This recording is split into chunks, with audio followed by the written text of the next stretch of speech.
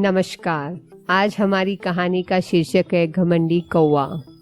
हंसों का एक झुंड समुद्र तट के ऊपर से गुजर रहा था। उसी जगह एक कौवा भी मौज मस्ती कर रहा था।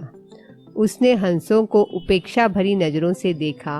तुम लोग कितनी अच्छी उड़ान भर लेते हो, कौवा मजाक के लहजे में बोला। तुम लोग और कर ही क्या सकते हो, बस अपना पंख फड़फड़ा कर उड़ान भर सकते हो। क्या तुम मेरी तरह फुर्ती से उड़ सकते हो, मेरी तरह हवा में कलाबाजियां दिखा सकते हो? नहीं, तुम तो ठीक से जानते भी नहीं कि उड़ना किसे कहते हैं। कौवे की बात सुनकर एक वृद्ध हंस बोला, ये अच्छी बात है कि तुम ये सब कर लेते हो, लेकिन तुम्हें इस बात पर भी घमंड नहीं करना चाहिए। तभी कौवे ने कहा, मैं घमंड वमंड नहीं जानता। अगर तुम में से कोई भी मेरा मुकाबला कर सकते हैं तो सामने आए और मुझे हराकर दिखाए। एक युवा नर हंस ने कौवे की चुनौती स्वीकार कर ली। यह तय हुआ कि प्रतियोगिता 2 चरणों में होगी। पहले चरण में कौवा अपने करतब दिखाएगा और हंस को भी वही करके दिखाना होगा, और दूसरे चरण में कौवे को हंस के करतब दोहराने होंगे। प्रतियोगिता शुरू हुई। पहले चरण की शुरुआत कौवे ने की और एक से बढ़कर एक कलाबाजियां दिखाने लगा। वह कभी गोल गोल चक्कर खाता तो कभी जमीन छूते हुए ऊपर उड़ जाता। वही हंस उसके मुकाबले कुछ खास नहीं कर पाया। कौवा अब और भी बढ़ चढ़कर बोलने लगा, मैं तो पहले ही कह रहा था कि तुम लोगों को और कुछ भी नहीं आता। ही ही ही ही। अब फिर दूसरा चरण शुरू हुआ।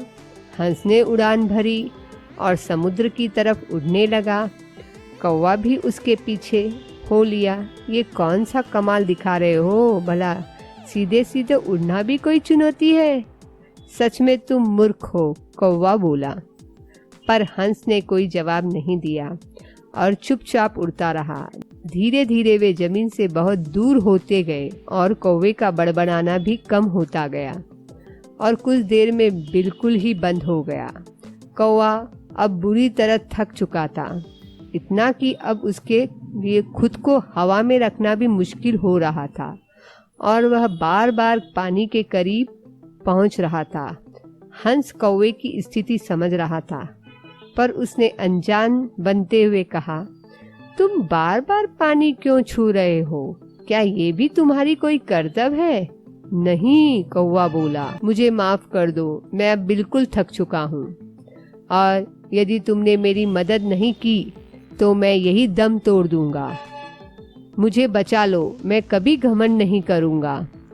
हंस को कौवे पर दया आ गई।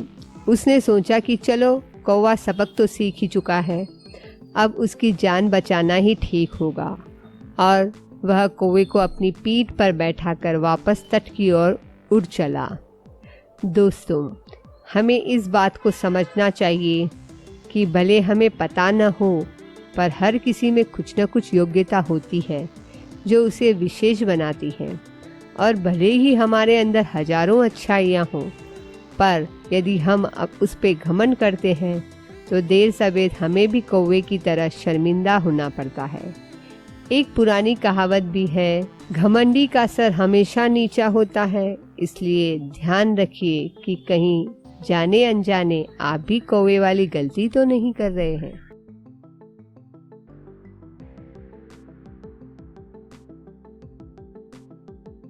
अगर आपको यह कहानी अच्छी लगी हो तो आपसे विनम्र निवेदन है कि आप इस वीडियो को लाइक और हमारे चैनल को सब्सक्राइब जरूर करें तथा कमेंट के द्वारा अपने विचार हमसे व्यक्त कीजिए, क्योंकि आपका सहयोग ही हमें ऐसी और प्रेरणादायक कहानियाँ आपके सामने प्रस्तुत करने के लिए प्रोत्साहित करेगा।